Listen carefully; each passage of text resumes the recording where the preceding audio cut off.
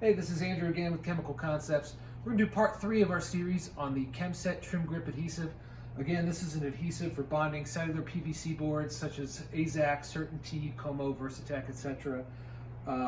Last time we bonded together this scarf joint using the product here, and we had to let it cure, but now that it's all cured up, we want to go ahead and hit it with a hammer, our favorite thing to do. So let's get this in the vise. Let's see how the scarf joint performs. So we'll start off with our small hammer.